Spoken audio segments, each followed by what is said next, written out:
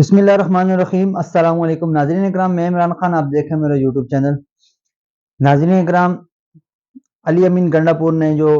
وزیر اعلیٰ کی پی کے ہیں، انہوں نے وزیر اعظم پاکستان شہباز شریف کے ساتھ جو ملاقات کی، گزشتہ ملاقات کا جو حال احوال تھا، اس نے اپوزیشن کے لیے بھی ایک سرپرائز رکھا، حکومتی نمائندوں کے لیے بھی ایک سرپرائز رکھا۔ اس سرپرائز کی وجوہات کیا ہے؟ کیونکہ جب وزیر اعلیٰ کے پی کے سے میڈیا نے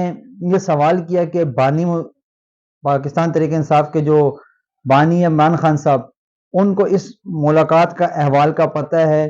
کیا آپ نے ان سے جا کے اجازت لی ہے کہ آپ وزیر اعظم کے ساتھ ملاقات کر رہے ہیں؟ کیونکہ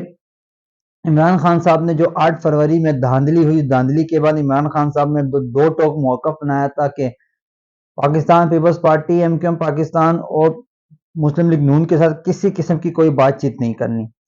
اس وجوہات پہ پاکستان تحریک انصاف کے کوئی بھی اراکین، کوئی بھی رہنما مسلم لیگ نون کے ساتھ بالخصوص تو کسی طرح سے کوئی بات چیت جاری نہیں کر سکتا، کیونکہ بانی پی ٹی آئی کا یہ آرڈر تھا۔ لیکن وہیں کے پی کے وزیر اعلیٰ علی امین گنڈا پور، جن کو عمران خان صاحب نے خود منتخب کیا ہے کہ پی کے کی وزارت کے لیے، تو انہوں نے اچانک وزیر اعظم پاکستان سے ملاقات کری۔ تو یہ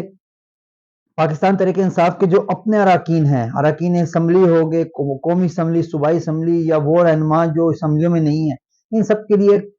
سرپرائز پوائنٹ تھا۔ لیکن علی امین گنڈا پور صاحب نے اس کی جو وضاحت کری ہے، وہ وضاحت یہی تھی کہ انہوں نے کہا کہ میں عمران خان صاحب نے مجھے صوبے کا وزیر اعلیٰ منتخب کیا ہے، تو جب میں وزیر اعلیٰ بن گیا ہوں تو بعض چیزیں ایسی ہیں کہ جن کا میرے کو خود یہ فیصلے کرنے ہوں گے۔ تو انہوں نے کہا یہ میں اپنے صوبے کے لیے گیا ہوں کہ میرے صوبے کے جو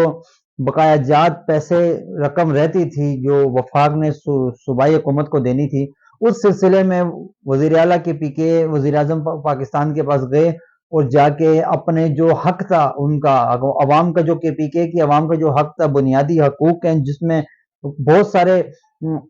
اداروں کے پیسے رقم باقی تھی، اس کی جا کے انہوں نے وہ التجا کی ہے کہ یہ ہمارے واپسی کیجئے، اور باقی معاملات سیکٹری کے حوالے سے انہوں نے کہا کہ سیکٹری کو بالکل چینج کیجئے۔ تو اس طرح کے معاملات ہوئے، اور بعد میں انہوں نے آ کے میڈیا پہ، حسن اقبال صاحب بھی وہاں موجود تھے، علی امین گنڈا پور بھی موجود تھے، انہوں نے یہ بات کی تھی۔ لیکن اس میں کوئی سیاسی وابستگی نہیں ہے کہ وہ ایک وزیر اعلیٰ تھے، وزیر اعلیٰ وہ صوبے کے وزیر اعلیٰ ہیں، صوبے کے وہ ایک منتخب کردہ وزیر اعلیٰ ہیں، تو انہوں نے جا کے وزیر اعظم سے ملاقات کی، اور وزیر اعظم پاکستان نے بھی خوش آئند طریقے سے ملاقات کی، اور انہوں نے بھی واضح کیا کہ ہم آپ کی ہر طرح سے بھرپور طریقے سے ہیلپ کریں گے، اور مل کے سارے صوبے چلیں گے پاکستان کو مستحکم کرنے کے لیے۔ تو یہ ساری وجوہات تھی، یہ تمام ملاقات کی جو جڑ تھی وہ یہ تھی۔ اس میں کوئی ایسی اختلافات یا کوئی ایسی بنیاد سیاسی نہیں تھی جس میں انہوں نے عمران خان کے کہنے پہ جا کے وزیر اعظم پاکستان سے ملاقات کی ہو، اور اس ملاقات میں انہوں نے عمران خان کی کوئی رہائی کی بات کی ہو، یا عمران خان کے کوئی مطالبات ماننے کی بات کی۔ تو ایسا اس میں کچھ بھی نہیں تھا، وہ صرف اپنے صوبے کے لیے گئے تھے۔ باقی آپ کو پتہ ہے اپوزیشن میں پاکستان تحریک انصاف سنی اتحاد کونسل کے ساتھ مل کے بیٹھی ہوئی ہے، اور جو وہاں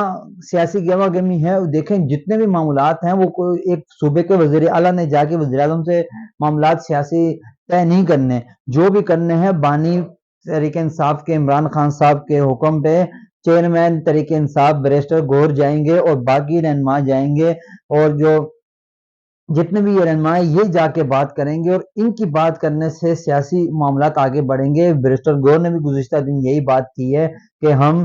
بات کرنے کے لیے تیار ہیں، ہم نے دروازے بند نہیں کرے، لیکن کوئی بات کرنے کے لیے آئے تو صحیح، یہ انہوں نے بھی اپنا بیان جاری کیا۔ تو اس میں جو پاکستان تحریک انصاف کے بانی عمران خان صاحب پہ جو ایک پابندی لگ گئی تھی گزشتہ دن کے، ان پہ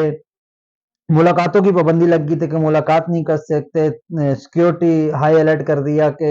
دہشت گردی کا خطرہ ہے۔ تو اس سلسلے میں پاکستان تحریک انصاف کے وکلاء ہائی کورٹ میں گئے، انہوں نے جا کے اپیلیں درج کی، تو وہ بھی پاکستان تحریک انصاف کے حق میں فیصلہ آیا، تو وکیل وہاں 2 سے 3 ملاقات کر سکتے ہیں۔ سپرنٹینڈنٹ جیل کا یہی کہنا تھا کہ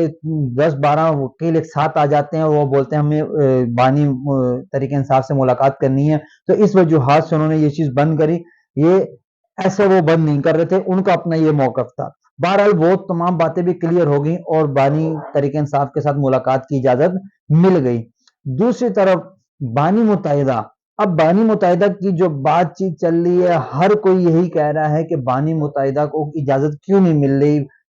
میڈیا پہ آنے کی، بانی متحدہ کو پاکستان میں آنے کی اجازت کیوں نہیں مل رہی، بانی متحدہ کو سیاست میں آنے کی اجازت کیوں نہیں مل رہی، ان کو گرین جھنڈی کیوں نہیں دکھائی جا رہی۔ اس کی بہت ساری وجوہات ہیں، جو تو دیکھیں آپ سب کو پتہ ہے، 2000 اور جتنا ابھی آپریشن ہوا تھا، بعض ایم کیو ایم کے جو ساتھی ہیں، جو ایم کیو ایم کے پرانے ساتھی ہیں، جو 90 میں جو آپریشن ہوا ایم کیو ایم کے خلاف، یا پھر ابھی ایم کیو ایم کے خلاف جو آپریشن جاری ہوا تھا، یہ تمام وہ لوگ یہ کہہ رہے ہیں کہ